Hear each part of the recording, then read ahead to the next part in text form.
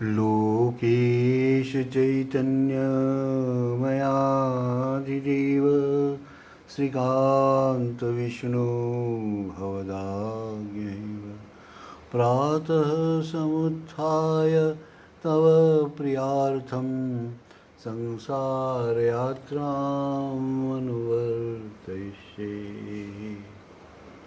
ॐ कृष्णाय वासुदेवाय हरये परमात्मने प्रणतः क्लेशनाशाय गोविंदाय नमो नमः। भक्तगण सादर प्रणाम। आज के चर्चा का विषय है गोस्वामी जी के शिष्य किरण चांद दरवेश जी महाराज ने गोस्वामी जी से पूछा कि हम लोग वृंदावन में लीला का दर्शन क्यों नहीं मिलता। इस पर गोस्वामी जी ने कहा, क्यों नहीं मिलेगा, मैं तो सर्वथा लीला दर्शन करता हूँ। यहाँ श्री कृष्ण लीला आज भी पूर्वत चल रही है, लीला का विराम नहीं है। तुम लोग यह नहीं देखोगे तो कौन देखेगा। यह साधन जिन्हें मिला है उन्हें कोई डर नहीं है। एक न एक दिन उन्हें यह नित्य लीला अवश्य दिखेगी। किस प्रकार क्या हो जाएगा यह उसकी चिंता के बाहर है, पर होगा अवश्य। घर के मालिक जब भी सोचेंगे कि अब दरवाज़ा खोलना जरूरी है, एक क्षण में दरवाज़ा खुल जाएगा और पूरा घर प्रकाशमान हो जाएगा। उस समय घर और घर के मालिक दोनों आनंद पूर्वक करतल ध्वनि करेंगे। साधन करते रहो, हिसाब किताब मत करो। साधना यदि न कर सको तो मेरे ऊपर सब छोड़ दो।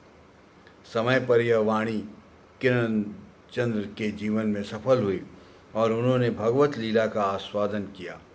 दीक्षा के बाद से गोस्वामी जी के निर्देशन का उन्होंने कठोर साधना की और समय पर संन्यास ग्रहण किया। बाद में सिद्ध अवस्था प्राप्त कर वे दरवेश जी का नाम से प्रसिद्ध हो गए।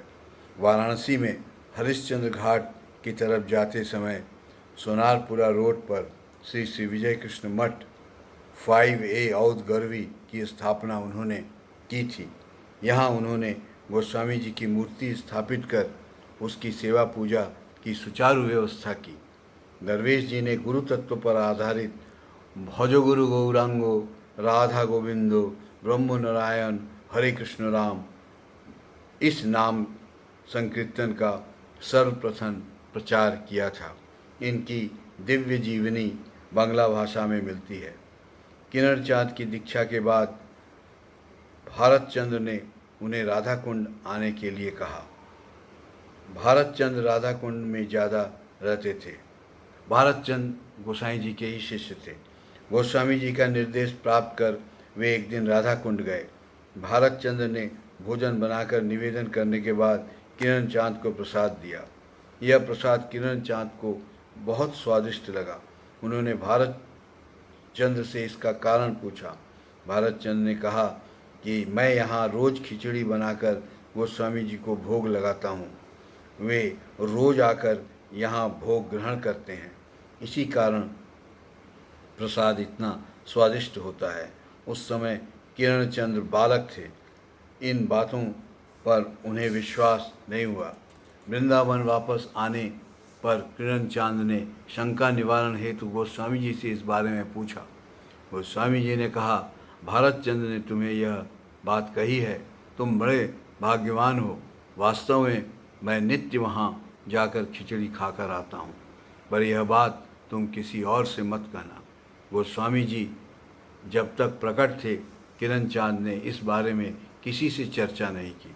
भारत चंद्र के संबंध में गोस्वामी जी का कहना है, साधन प्राप्त लोगों में जिन लोगों ने निरापद भूमि सिद्धावस्था प्राप्त कर ली है, उनमें भारत चंद्र अन्यतम है।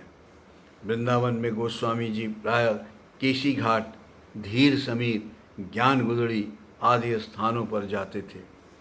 वृंदावन में नगर संकीर्तन में गोस्वामी जी के साथ भक्त मंडली पूर्वत भाव विभोर हो जाती थी। इस तरह वृंदावन में 6 महीने रहकर गोस्वामी जी बांकीपुर होते हुए दुर्गा पूजा के पहले कलकत्ता आ गए। इस बार कलकत्ता में गोस्वामी जी कुछ दिन ठहरे। पूजा का समय रहने से गोस्वामी जी के दर्शन के लिए बाहर से बहुत लोग आए थे। गोस्वामी जी संध्या समय अचानक पूछा, श्रीनाथ बाबू कहाँ पर रहेंगे? किसी ने उत्तर दिया, जगह की कमी है, अतः रात्रि के समय वृद्ध श्रीनाथ बाबू महिलाओं के कक्ष में रह जाएंगे। गोस्वामी जी ने कहा, यह कैसे होगा? स्त्री और पुरुष एक ही कमरे में नहीं रहना चाहिए। वे वृद्ध हैं तो क्या हुआ? जिस कमरे में कोई महिला रहे वहाँ पुरुष का जाना व रहना उचित नहीं है। उन्होंने कहा, माता स्ववस्त्रा दुहिना वा न वियुक्तासनो वसेत, बलवान इंद्रियो ग्रामो विद्वांसम अपि कर्षति। अर्थात माँ, बहन, पुत्री के साथ भी निर्जन में एक आसन पर नहीं बैठना चाहिए, क्योंकि बलवान इंद्रियां विद्वान व्यक्ति को भी आकर्षित करती हैं। उन्होंने सभी को व्यास देव के इस कथन को मानकर चलने का निर्देश दिया।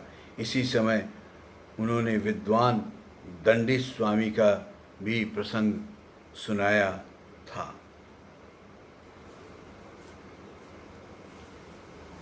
आइए हम सब मिलकर थोड़ा कीर्तन करें और गोस्वामी जी